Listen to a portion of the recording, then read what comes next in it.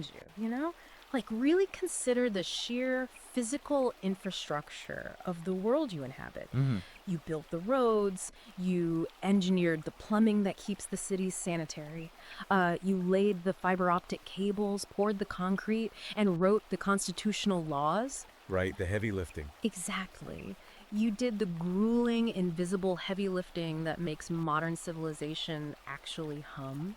Yet, I mean, you might be feeling this grinding, inescapable cognitive dissonance lately. It's a common feeling, yeah. Right, because you're living in a society that demands your endless provision, your labor, your tax dollars, but simultaneously blames you for every piece of rubble on the ground. Yeah, expected to fund the system. You're expected to fund a system that, frankly, seems laser focused on stripping you of your authority, your dignity, and your basic rights.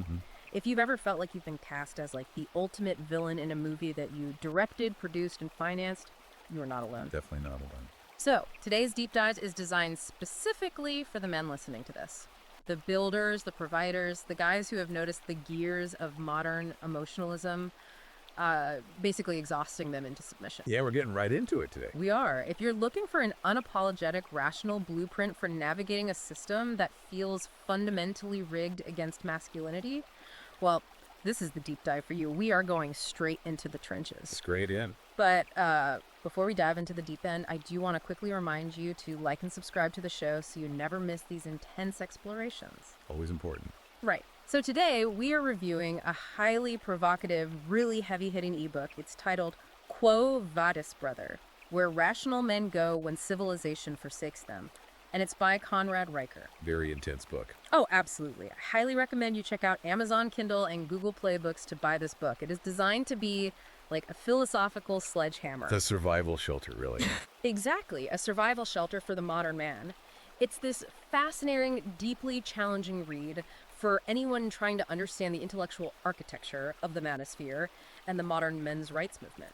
Yeah. And you should also definitely follow the author. His handle is @ConradRiker on Substack, just to keep up with his writing.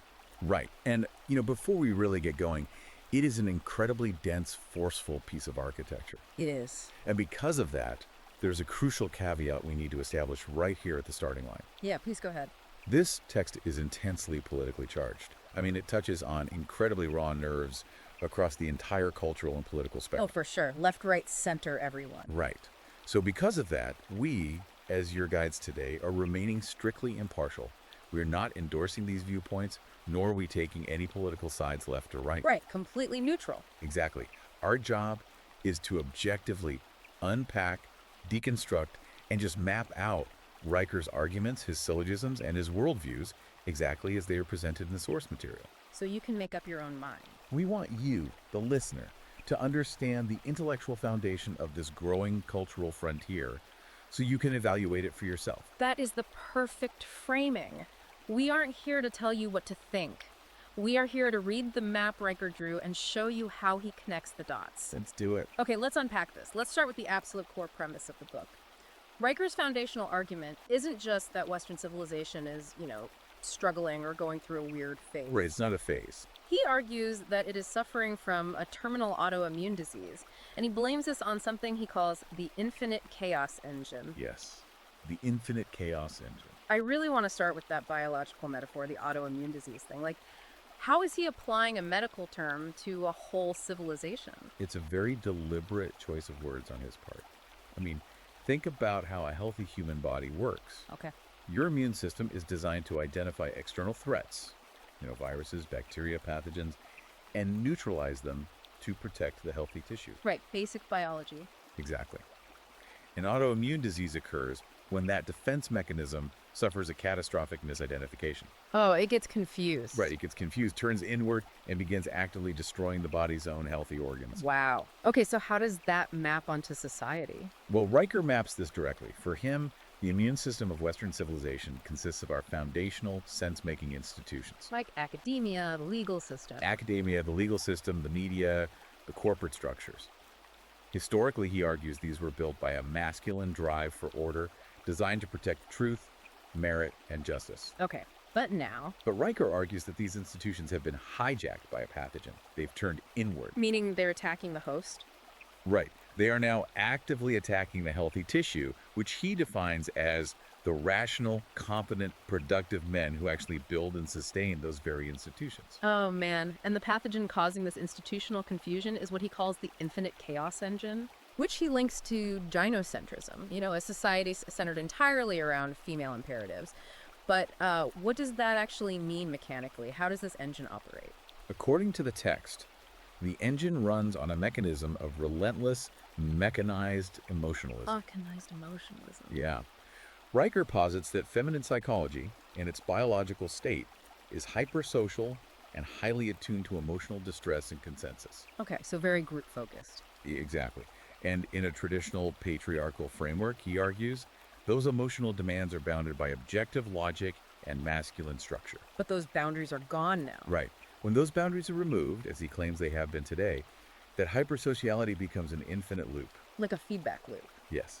It generates a never-ending series of unfalsifiable emotional grievances. Wait, unfalsifiable meaning you can't logically prove or disprove them. Correct. I mean, if someone says, your tone of voice makes me feel unsafe, Right. or this classical novel is implicitly hostile to my lived experience, you cannot run a scientific test to disprove their internal feeling. You just have to accept it. The engine constantly generates these subjective demands. Each one is framed as a moral emergency. Oh, always an emergency. Always. And each one requires immediate capitulation. But because they are based on subjective feelings rather than objective reality, they are, by definition, unsatisfiable. So you can never win. Right. Riker argues the goal of this engine isn't actually to solve societal problems. The goal is friction. Friction. The goal is to exhaust the rational man with constant shifting emotional demands until he simply stops trusting his own logic and submits to the hive mind. So he's painting a picture of a society where logic is basically subordinate to empathy, or at least a weaponized version of empathy. Weaponized empathy is a good way to put it. But he goes out of his way to emphasize that this didn't just happen by accident, right? He doesn't view this as some tragic mistake. No, not at all. He traces a very specific history of how these institutions were captured, going all the way back to the 19th century. Yes, Riker views this as a deliberate, multi-generational demolition project. Starting with Marx. Right. He starts the timeline with Karl Marx. Now, usually, when people talk about Marx, they talk about economics. Yeah, proletariat versus bourgeoisie, owning the means of production, all that. Exactly. But Riker frames Marxist ideology fundamentally as an engine of resentful envy. Envy. Interesting. He sees it as an intellectual framework designed specifically to tear down the hierarchies built by competent men. But didn't the economic side of Marxism kind of fail in the West? Yes, and here's where Riker's history pivots. When the purely economic predictions of Marxism failed to materialize in the West, because capitalism actually raised the standard of living for the working class. The ideology had to mutate to survive. Exactly. Riker points to the Frankfurt School in the early to mid-20th century. Okay. These were intellectuals who took Marxist class struggle and applied it to sociology and culture. They developed what is known as destructive critique, or critical theory. Destructive critique. The premise was no longer just critiquing capitalism. It was weaponizing academic disciplines to attack the foundational pillars of Western civilization itself. So they changed targets. They targeted the nuclear family, the church, and most specifically, the patriarchal father figure, framing all of them as inherently oppressive structures. And from there, the book brings in Antonio Gramsci, the Italian Marxist philosopher. Gramsci is the crucial puzzle piece for Riker. How so? Well, Gramsci was sitting in a fascist prison, analyzing why the communist revolutions hadn't swept through Europe as predicted. Right. He realized that Western society was too culturally robust. You couldn't just overthrow the government violently. You had to change the culture from the inside out. The long game. Yes. He explicitly mandated a march through the institutions. The strategy was, don't throw bombs, get PhDs. Oh, wow. Get PhDs instead of throwing bombs. Quietly take over the teachers' colleges, the media, the courts, the seminaries, and the bureaucracies. Over decades, you simply rewrite the operational code of the civilization. I really want to ground this for the listener because it can sound very abstract. It can, yeah. But Riker provides some stark, modern examples of what this looks like in practice today. If you're a guy working in a corporate environment right now, his description of this institutional capture is probably going to sound incredibly familiar. Very familiar. He looks at universities, for instance. Historically, the university's mission was to seek the true and the beautiful, to pursue objective empirical knowledge. Right. But Riker argues that today, the university has entirely abandoned that pursuit in favor of seeking inclusion. The metric for success is no longer academic rigor. It is ideological compliance. And he applies that same diagnostic lens to the corporate world, too. Yeah, talk about that. Historically, a corporation was a vehicle for profit, innovation, and strict meritocracy. If you were the best engineer, you got promoted. Makes sense. But Riker points to the explosion of diversity, equity, and inclusion DEI initiatives. He describes scenarios where highly competent, productive male employees are forced into mandatory re-education seminars. Oh, yeah, the HR seminars. In these rooms, they are essentially browbeaten into confessing unconscious bias or apologizing for their inherent privilege. Just for existing as a man. Right. Riker argues that in these environments, the masculine drive for objective hierarchy, competition, and merit is literally pathologized. Wow. It's treated as a toxic element that needs to be purged by human resources. He also brings up the media, which he describes as operating with this terrifyingly synchronized hive mind. Yes, the synchronization is key to his argument. Right, like we've all seen those viral video compilations where dozens of supposedly independent local news anchors across the country are reading the exact same word-for-word script from their teleprompters. It's eerie. Riker uses this as evidence. He argues this isn't organic journalism. It's a coordinated conspiracy to program the masses, demanding immediate, unthinking compliance with whatever the current narrative orthodoxy is. Exactly. Let me try to put this into an analogy to see if I'm tracking his argument here. Go for it. It's like society is demanding that the electricity stays on. They Right. want the air conditioning. They want the internet. They want the supply chains full of food. Mm-hmm. All the comforts. But at the same time, they are actively trying to dismantle the power plant that provides all of it. Why? Because they don't like the masculine aesthetic of the smokestacks, or they've decided the engineers who built the plant are inherently oppressive simply because they are engineers. That is a very accurate summary of his view. But I have to push back here, just on behalf of the skeptical listener. Of course. Riker constantly uses the word conspiracy or deliberate demolition. Is it possible he is just seeing ghosts in the machine? You mean, is it just natural evolution? Yeah. Yeah. Couldn't this just be organic cultural drift? Societies evolve, values change over decades. The move toward inclusivity and empathy, couldn't that just be the messy, organic progression of a wealthy, comfortable society rather than some coordinated demonic plot to destroy men? That is the most common counter-argument to this type of worldview. Absolutely. But if we synthesize Riker's logic, he explicitly rejects the idea of organic drift, and his reasoning comes down to scale and synchronization. Scale and synchronization, okay. For Riker, cultural drift is localized and slow, but what he observes is immediate global synchronization across disparate institutions. Like it happens all at once. Exactly. When a new cultural mandate drops, say, a new set of pronouns or a new definition of a medical term academia, the corporate press, Hollywood, and government bureaucracies all adopt it simultaneously, with zero debate, and instantly begin punishing dissenters. Yeah, that is weird when you think about it. To Riker, that level of lockstep behavior indicates a centralized ideological operating system, not organic drift. Okay, I see his point. Furthermore, he argues it is coordinated because of his ultimate target. He frames this as an ontological conspiracy, a war of disorder against order itself. He believes the ultimate target of this alliance isn't just men, but the Logos. The Logos. Okay, this is a massive theme in the book. Let's unpack that term because it's heavy. It is. In classical philosophy, going back to the ancient Greeks and early Christian theology, the Logos is the divine objective reason that orders the universe. Objective reason. Right. It is the underlying architecture of reality. It's the ground of logic, the source of meaning, the immutable foundation upon which every mathematically or philosophically true statement rests. So it's basically the rules of the universe. Exactly. And Riker argues that you cannot have a functional, surviving civilization without submission to the Logos. But the left wants to destroy it. But the modern leftist apparatus, according to Riker's framework, must destroy the concept of the Logos. Why? Why destroy truth? Because objective truth is the only thing capable of halting the infinite chaos engine. Oh. If truth is objective and immutable, then your subjective feelings do not dictate reality. If 2 + 2 = 4, no amount of emotional crying will make it 5. Right. You can't argue with math. So Riker argues, to tear down the patriarchal order and establish a society ruled by emotional consensus, they first have to tear down the very concept of objective truth. And if you want to destroy the concept of objective truth, you have to start by destroying the tools we use to articulate it. You have to destroy the language. Which brings us perfectly into his exploration of etymological hijacking. Right. Chapters 2 and 13 of the book are entirely focused on this war on reality through language. Yes. Riker places a huge emphasis on the classical trivium grammar, logic, and rhetoric. These were the foundational arts of the Western intellectual tradition, right? The way men were taught to think for centuries. The basics of classical education. But he zeroes in specifically on grammar. Now, most people think of grammar as just putting commas in the right place.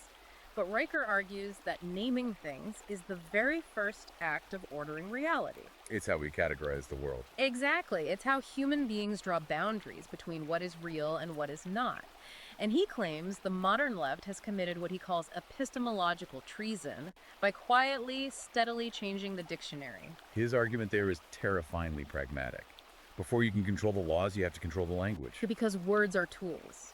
Every word is either a weapon or a shield. If you alter the map, the men who are relying on that map to navigate the world will confidently walk right off a cliff. Oh, that's a good analogy. He provides very concrete examples of words that he believes have been intentionally hijacked and repurposed. The goal, he says, is to subdue the builder and elevate the destroyer. Let's run through some of these specific examples because they are incredibly relevant to the news cycle right now. Let's do it. First, he looks at the word marriage. He notes that in 2003, Merriam-Webster quietly altered the definition of marriage in their dictionaries. Ready?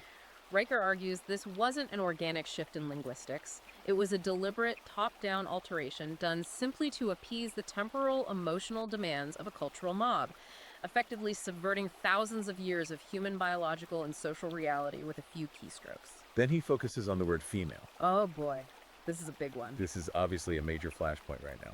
Riker argues that for millennia, across all cultures, this word simply denoted an objective biological reality. The sex possessing the physiological capacity to produce large gametes. That was it. Just biology. But recently, he points out, the definition was hijacked. It was shifted into a subjective, psychological identity umbrella completely detached from biological truth. Yeah, that's a huge shift. And then there's the redefinition of violence. This is perhaps the most insidious one he mentions, honestly. It changes everything. It does. He points out that the definition of violence has been radically expanded by activist groups and universities to include mere verbal disagreement. Right. If you say something that causes a marginalized group emotional discomfort, it is no longer just rude or offensive. It is labeled as literal physical violence. Yes. But wait, let me play devil's advocate again here. Isn't redefining violence to include speech just society? Finally recognizing that psychological harm is real and damaging. I mean, that's the argument they use. Right. Like, words can cause trauma. Why shouldn't our language evolve to reflect psychological reality? Because, according to Riker, blurring that line destroys the social contract. In Riker's framework, this redefinition is incredibly strategic and malicious. How so? Look at the logical mechanism here. If words are classified as literal violence, then actual physical violence is legally and morally justified as self-defense against those words. Oh, wow. It creates a linguistic loophole where an activist can physically assault a man who is simply speaking a biological truth, and the activist can claim they were the one acting in self-defense. Because the words were the first act of violence. Exactly. It weaponizes language to authorize physical control. That is terrifying. And the final major example he gives is the word equity. Equity, yeah. He argues that for a long time the West pursued equality, which meant fairness or equality of opportunity. Everyone gets to run the same race. Right, a fair starting line. But equity has been redefined to mean the enforced equality of outcome. And if you have a society with unequal natural talents, the only way to enforce equal outcomes is through the systematic, state-sponsored punishment of competence. You have to hold the fast runners back. Exactly. To give this all a philosophical anchor, Riker connects this linguistic manipulation to an ancient concept called the scala naturae, or the great chain of being. Yes, very important classical concept. This part of the book is deeply philosophical, but so crucial. He argues that the universe isn't just a random flat collection of atoms in a purely egalitarian democracy. No. The universe is a strict objective hierarchy of intelligibility and consciousness. Right. I was trying to think of a modern way to explain this to the listener. It's kind of like the architecture of coding a video game. Okay, let's hear. At the bottom, you have the raw hardware, right? The silicon and electricity. Above that, you have the operating system. Above that, the game engine. Above that, the user interface and the player's consciousness. You can't just declare that the graphics are equal to the silicon. There is a strict, necessary hierarchy. That is an excellent analogy. Actually, Riker maps out the classical great chain similarly. It goes from base matter at the bottom spawns to plants, to animals, to men, to angelic orders, all the way up to the divine reason itself, the Logos. And each level is different. Each level possesses more being, more consciousness, and more capacity for truth than the one below it. A stone merely exists. A plant lives. Yeah. An animal feels and reacts. A man reasons and builds. But the modern left hates that hierarchy. Exactly. Riker argues that the modern left's attempt to flatten this chain, to declare that everything is entirely equal, that there's no objective hierarchy of competence, truth, or biological reality, isn't social justice. What does he call it? He explicitly calls it an act of literal cosmic rebellion. It is an attempt to dethrone the Logos and replace it with a chaotic void. And the psychological consequence of that rebellion is severe. If you convince a population that relativism is true, the idea that all truths are subjective, that my truth is just as valid as your truth, and all narratives are equally valid, you create a terrifying void in the human mind. And because nature abhors a vacuum, Riker argues that void is instantly filled by collectivist, ideological narratives of oppression. It gets filled by the state, basically. Right. When an individual rejects objective reality, they surrender their individual agency. They undergo what he terms ideological possession. Ideological possession. They turn into what internet culture calls non-player characters, or NPCs, meat puppets. Right. They become philosophical zombies programmed to respond to emotional stimuli with pre-recorded outrage without any conscious, independent thought. It's a grim picture. It is. And he uses this incredible historical reference here involving Confucius. Oh, yes. When Confucius was asked what his very first order of business would be if he were put in charge of a government, he didn't say taxes or military. He said his first act would be to correct the language. Because language is the foundation. Exactly. Because if words don't mean what they actually mean, then logic fails. If logic fails, justice is impossible. And if justice is impossible, the civilization crumbles. The whole thing comes down. Right. So assuming Riker is right about this etymological war, how does a rational man, a builder, defend his mind against this relentless hijacking of reality? According to Riker, the only defense is to consciously build a mental fortress. A mental fortress. Yes. And the cornerstone of that fortress is returning to classical logic, specifically enforcing the strict separation of harm from offense. Harm versus offense. Okay. This is a vital distinction in his framework. Harm is objective, measurable damage to a person or property. A broken bone, stolen money, a breached contract that is objective harm. Okay, an offense. Offense, on the other hand, is a purely subjective emotional reaction. A bruised ego, a feeling of discomfort, feeling unseen or unvalidated. Meaning a disagreement over an idea is not an assault. Exactly. Riker insists that the rational man must draw a line in the sand. Objective harm is legally and morally actionable, but subjective offense is entirely irrelevant to reality. It just doesn't matter. You cannot let the subjective emotional fragility of the herd dictate the objective boundaries of the world. So what's the actionable advice for the reader? He advises men to aggressively sever their reliance on mainstream media, which he views as nothing more than the propaganda arm of the chaos engine. He tells men to rigorously curate their intellectual inputs. Stop watching the news, basically. Yes, and most importantly, to refuse to participate in the collective guilt that society attempts to drape over their shoulders. You stop apologizing for stating biological facts. You stop yielding linguistic ground. Okay, so we've mapped out the psychological and linguistic battlefield. We have. They capture the language to make competence look like oppression, and they weaponize offense to silence dissent. But how does this translate into material power? Like, how does controlling the dictionary allow the system to reach into a man's bank account? That is the necessary transition. You move from the hijacking of grammar to the physical machinery of the state. Because you need money. Because ideological capture requires funding. And that brings us to the brutal economic arithmetic of Riker's worldview.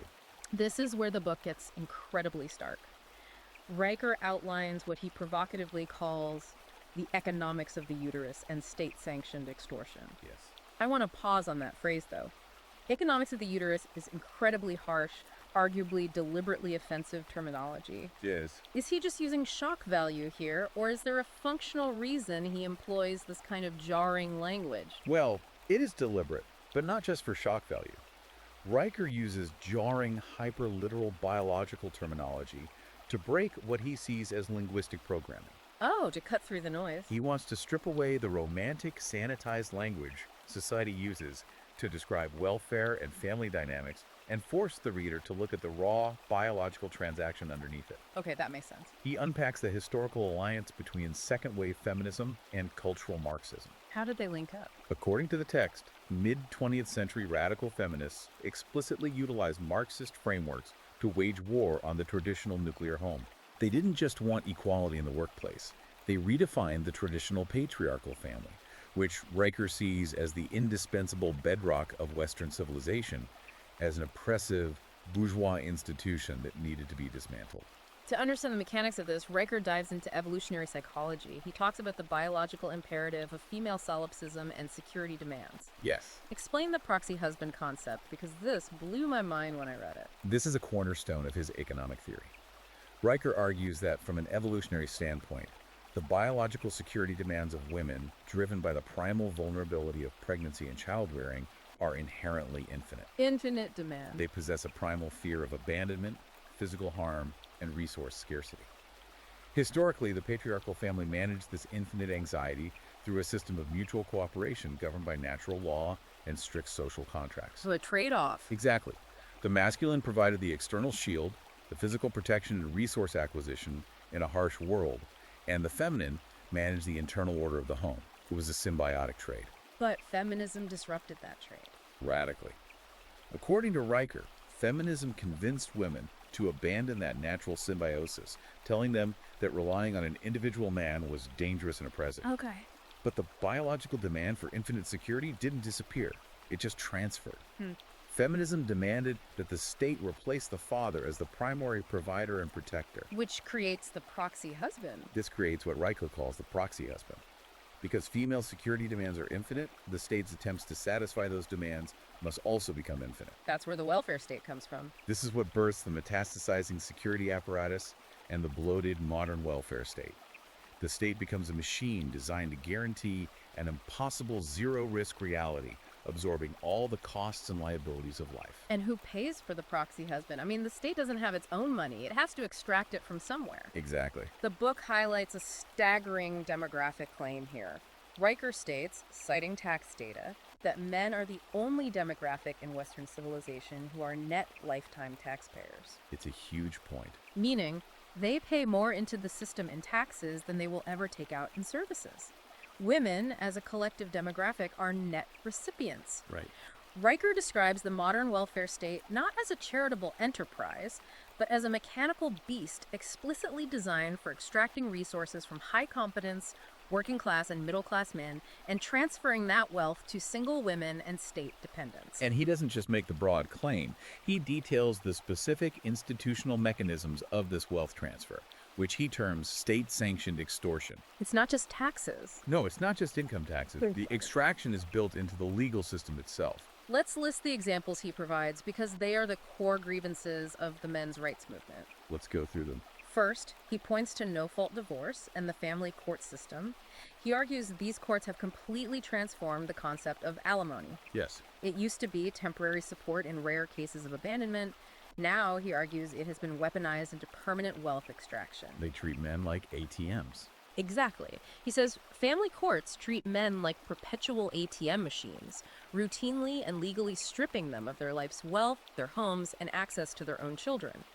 Often based solely on a woman's unilateral dissatisfaction or boredom, with zero breach of contract on the man's part. He also highlights the Duluth model and the Violence Against Women Act. Yeah, let's explain what the Duluth model actually is, because it's a perfect example of what Riker is talking about. It is. The Duluth model is a framework used by police departments across the country for responding to domestic violence. Okay. But it is fundamentally rooted in feminist sociology. It posits that domestic violence is not a psychological or relational issue, but a systemic tool of patriarchal control. So it's ideological. Completely. Yeah. Therefore, the model, subtly and sometimes explicitly, trains law enforcement to assume the man is the primary aggressor in almost any domestic dispute, regardless of the nuanced context. Wow. Riker points to this as a prime example of systemic, codified misandry, operating on an assumption of male guilt based on an unfalsifiable ideological theory. Then there is the deeply unsettling issue of paternity fraud. That one is tough to read. It is. Riker cites estimates that this affects anywhere from 1 to 3% of all births. That's a staggering statistic. Think about that. Up to 3 out of every 100 guys in a maternity ward are being handed a child that isn't biologically theirs, and they are being lied to about it. It's a huge betrayal. But the truly horrific part, according to Riker, isn't just the betrayal by the partner, it's the state's reaction to it. Right. He points out that in most jurisdictions across the West, if a man signs a birth certificate or is married to the mother, he remains financially liable for that child for 18 years, even if subsequent DNA testing unequivocally proves he is not the biological father. That's the part he focuses on heavily.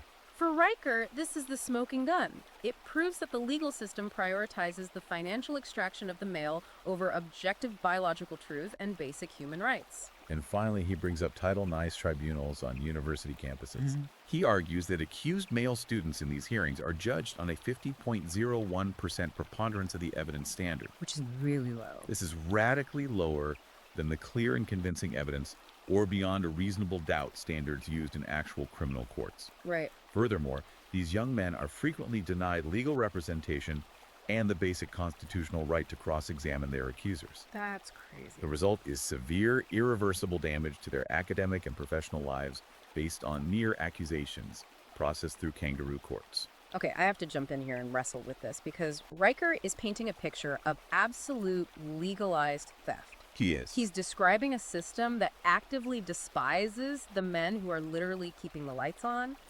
But society, the media, politicians, they universally frame these institutions, welfare, family courts, Title IX, as necessary safety nets. Right, as compassion. Yeah. They are framed as deeply compassionate measures required to protect the vulnerable, to protect women and children from harm. How does Riker logically dismantle that compassion argument? This is where Riker's philosophical background really shines. He completely inverts the modern moral framework. How so? He reframes this societal compassion as the tyranny of the weak. Tyranny of the weak. Explain that. Let's look at classical philosophy. Historically, virtue was understood to require agency, choice, and the arduous, painful effort of overcoming oneself. Courage, temperance, justice. These are hard. Yeah, you have to work for them. Riker argues that modern ideology has flipped this. Victimhood is now treated as the ultimate moral virtue. Being a victim makes you a good person. But victimhood is the exact opposite of virtue. It is the total abdication of agency. He posits that cultural Marxism and intersectional feminist theory actively teach the weak and the unproductive to weaponize their victimhood. So victimhood becomes an offensive tool. It's not a condition to be escaped. It's a status to be leveraged. Precisely. It is a tool used by the incapable to tyrannize the competent. That is a brutal way to look at it. It is. But Riker asks a cynical but logical question. Why spend 10 years mastering a difficult trade or working 80-hour weeks to build a business when you can simply accuse your superior of a thought crime or a microaggression and take his position through the sheer force of social intimidation and HR mandates? You just bypass the work. Riker calls this the laziness of the parasite moralized into a civic virtue. Wow. He argues that refusing to acknowledge the natural differences in drive and biological roles between men and women isn't actually compassion at all. It is a profound cruelty dressed up in the saccharine language of kindness. It's the profound cruelty of looking at a man, seeing his innate biological drive to provide, compete, and protect, and telling him that his very nature is actually a form of toxic domination. Exactly. Which provides a terrifyingly logical transition to the next phase of Riker's theory. If the state has successfully engineered a system to extract your wealth, the next logical obstacle for them is your biology. They have to deal with the source. Right. How do they neutralize the natural aggression and independence that might cause you to rebel against the extraction? They medicalize it. Exactly. Once they have your wallet, they come for your spirit. They begin redefining your biological drive as a psychological pathology. This takes us right into Chapter 10 of the book Dismantling Toxic Masculinity and the Crisis of the Uninitiated Beast. A very heavy chapter. Riker points to a watershed moment in 2018 when the American Psychological Association, the APA, released its first ever official guidelines for the psychological treatment of men and boys. I remember that. In this document, the APA officially declared that traditional masculinity, specifically identifying traits like stoicism, competitiveness, dominance, and self-reliance, is, on the whole, psychologically harmful. Yes, that was their official stance. Riker loses his mind over this. He calls this the ultimate, most glaring example of intellectual dishonesty in the modern era. He has a great analogy for it. Yeah, he compares it to a tapeworm complaining about the aggressive immune system of the host that keeps them both alive. It's vivid. He points out, with intense historical groundedness, that it was traditional, stoic, competitive, aggressive masculinity that built the power grids, dug the sewers, laid the fiber optic cables, and wrote the constitutional law. The literal foundation. Yeah, the foundation that allows these very critics to sit in perfectly climate-controlled, air-conditioned academic lounges and critique masculinity in the first place. Riker employs a very rigid, logical framework to dismantle the APA's stance here. What's his argument? He argues that masculine aggression and competitiveness are the sole biological forces that have historically built, expanded, and defended civilization against nature and barbarism. Without it, we wouldn't survive. Right. To suddenly label those exact traits as toxic is not a medical diagnosis. It is a psychological warfare tactic. A tactic to do what? It is designed to induce a paralyzing sense of guilt in strong men for possessing the exact virtues that would be required to stand up and stop leftist tyranny. Oh, I see. You convince the sheepdog that his teeth are toxic, the wolves have free reign. Wow. He also does this fascinating thing where he redefines a lot of common feminist terminology using this lens of competence. The glass ceiling part. Yes. Take the concept of the glass ceiling. The standard, universally accepted definition is that the glass ceiling is an invisible, systemic barrier invented by a patriarchal old boys club to maliciously oppress women and keep them out of top leadership roles and CEO positions. That's the standard narrative. Right. But Riker flips this narrative entirely on its head. He argues that logic and observation demand we reframe it. The glass ceiling isn't an oppressive barrier invented by bigots. Then what is it? It is simply the natural meritocratic boundary of extreme competence, relentless sacrifice, and obsessive dedication. Oh, wow. He says the builder's natural biological drive to conquer the material world through sheer stoic willpower is wrongly framed as oppression by those who are simply unwilling to pay the physical and psychological price required to master the physics of the ceiling. They want the reward without the work? They demand the financial and social rewards of the summit without having to endure the brutal, life-consuming climb. And the consequences of pathologizing these natural male drives, of treating masculinity as a disease, are devastating, particularly for the next generation. Yeah, let's talk about the kids. Riker points directly to the explosion of the ADHD epidemic in young boys over the last 2 decades. Right. His argument here is incredibly poignant. He says that when a young boy acts exactly like a young boy, possessing high, chaotic energy, a desperate need for rough physical movement, and a fierce competitive drive, Normal boy stuff. the modern hyper-feminized educational system doesn't see a potential warrior in need of rigorous mentorship and initiation. What do they see? It sees a defective patient in need of medication.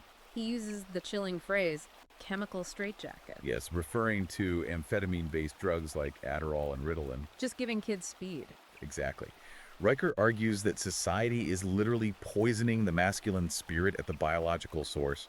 We drug millions of boys simply to force them to sit still in unnatural, sedentary, compliant, feminized classroom environments. Instead of letting them run. We drug them instead of disciplining them. Yeah. We coddle their feelings instead of challenging their physical limits. And if we pull back and connect this to the bigger picture of civilizational collapse, Riker issues a very stark warning. Yes. He says the true toxicity in our society is not masculinity. The true, terrifying toxicity that is destroying our cities is the uninitiated boy. The uninitiated boy. He argues that without a strong father and without a robust patriarchal framework to channel a boy's natural aggressive energy into productive competence and protection, you don't get a peaceful, compliant citizen. You get chaos. You create a monster. Yeah. He points to the rising tide of aimless, hyperviolent young men joining street gangs and committing mass violence. He frames these broken, violent boys as acting out a dark, twisted shadow of the ancient hero's quest. They are looking for brotherhood, hierarchy, and a test of courage. But because the positive, constructive outlets for their masculine drive have been systematically dismantled, they find it in criminality. Furthermore, Riker claims the ideological left actively invades and destroys the few remaining spaces where that positive initiation could actually happen. Oh, like the Boy Scouts. Yes, he cites the Boy Scouts of America, which was subjected to immense cultural and financial pressure until it was compelled to admit girls in 2018. Right, that was a huge deal. While the stated public rationale for this was inclusion and equality, Riker argues the actual functional dynamic was the deliberate elimination of any space where men and boys might develop independent identity, robust competence, and masculine solidarity outside of genocentric oversight. Because they can't have men organizing alone. He points out the glaring asymmetry that proves his point. Female-only spaces and organizations continue to receive massive cultural and corporate endorsement. That is true. This reveals, according to Riker, that the motive was never truly about inclusion. The motive was preventing men from coordinating and bonding outside of female supervision. Wow. So let's look at the board. Let's look at the reality facing a rational young man today, according to this text. It's bleak. He is taxed to death to fund a proxy husband welfare state that despises him. The legal system is rigged to extract his wealth and children the moment his partner gets bored. His biological instincts, his drive to build and compete, are diagnosed as a psychological disease. His exclusively male spaces are invaded, bankrupted, and dismantled. So what does he do? If the system is rigged this completely from the dictionary down to family court, what is his logical next move? What does a rational builder do? He relies on basic arithmetic. He stops playing the rigged game. Which brings us to the ultimate climax of this deep dive. I want to spend a lot of time on Riker's defense of the manosphere and the movement known as MGTOW men going their own way. Yes, this is where it all leads. The mainstream culture, the media, and frankly most people, generally portray these communities in an incredibly negative light. They do. They frame them as a graveyard of bitter, socially inept losers, guys hiding in their mother's basements writing angry manifestos because they simply can't get a date. That's the stereotype. But Riker vehemently, passionately argues against this shallow framing. He says walking away is not a bitter retreat, he elevates it. He calls it a rational Gethsemane. Rational Gethsemane. Let's pause there because Gethsemane is a massive, incredibly heavy biblical reference. It is. He's comparing men deciding to walk away from modern dating and corporate culture to Christ on the eve of his crucifixion.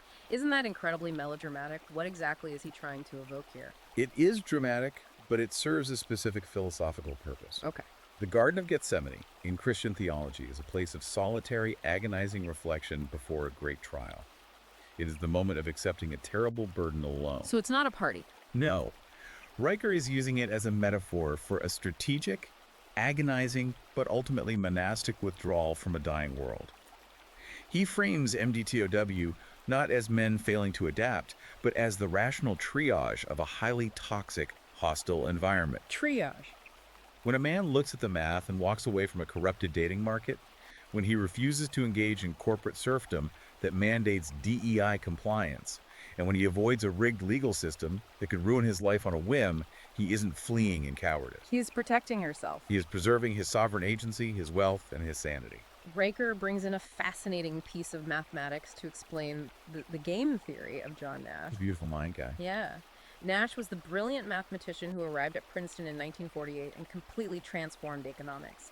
He proved that in any complex competitive system, rational actors will eventually find an equilibrium. A Nash equilibrium. Right. A Nash equilibrium is a point where no player can benefit from changing his strategy unilaterally, given the strategies of the other players. This is where Riker's argument becomes mathematically tight.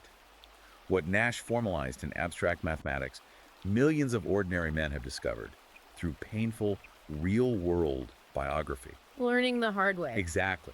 Look at the rules of the game as Riker has laid them out. Participation in marriage or the corporate ladder guarantees that your wealth, your children, and your reputation can be stripped from you unilaterally without due process based on subjective offense. It's a bad bet. When the system guarantees exploitation, And when withdrawal is the only move that preserves your agency and resources, leaving is not a sign of failure. It's just smart. It is the supreme, calculated, rational act. As Riker beautifully and coldly puts it in the book, the system calls it a crisis of masculinity. Arithmetic calls it a correction. Man, that's a good line. I love the historical parallels he draws to illustrate this concept of withdrawal, too. The Benedictine one. Yes. He shares the inspiring story of Benedict of Nursia. Back in the 6th century, when the Roman Empire was collapsing under the weight of its own degeneracy, economic inflation, and barbarian invasions, Benedict didn't stick around in Rome. He didn't try to save it. No, he didn't try to form a political action committee to vote the degeneracy away. He recognized the system was terminal. So he left. So he fled the ruins of Rome and retreated to the mountains. He established monasteries that essentially became the ultimate red pill refugee camps. Monasteries as refugee camps. I like that. They built a parallel society based on strict masculine discipline, clear hierarchy, and rigorous manual labor.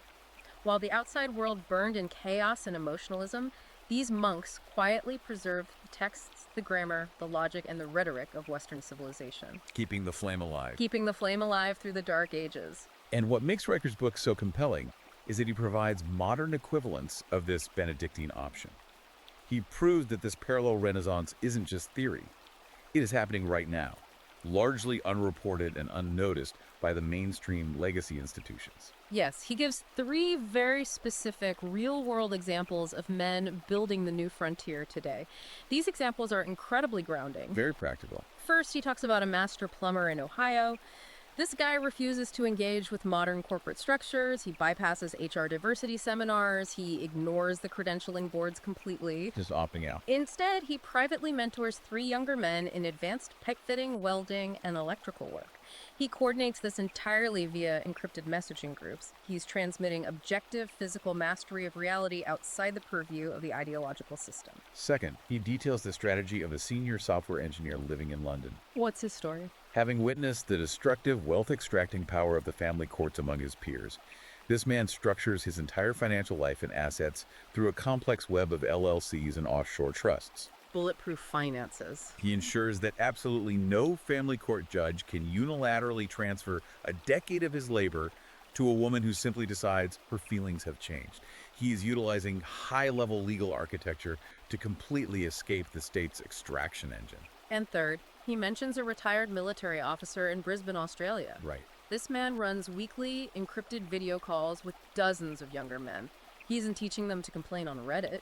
He is teaching them classical philosophy, rigorous physical fitness, high-level financial literacy, and how to specifically navigate the legal and social threats they face in a gynocentric culture. Real mentorship. These men aren't whining about the collapse. They are quietly, methodically constructing the parallel institutions, the networks of trust necessary to outlast the collapse. Which brings us to the ultimate question, the very question that forms the title of the book. Quo Vadis. It's Latin for, where are you going? Riker makes it crystal clear the answer isn't backward. You don't try to return to a fake, nostalgic golden age of the 1950s that never really existed in the way we imagine. You can't go back. And you certainly don't go sideways into the comfortable, numbing oblivion of endless video games, pornography, and pharmaceutical escape. You must go forward into the new frontier. His core syllogism for building this new West is presented as irrefutable within his framework. Let's hear it. Institutions that are irreparably corrupted by the infinite chaos engine cannot be reformed from within by the very men those institutions are explicitly programmed to destroy. Makes sense. You cannot vote your way out of a terminal autoimmune disease.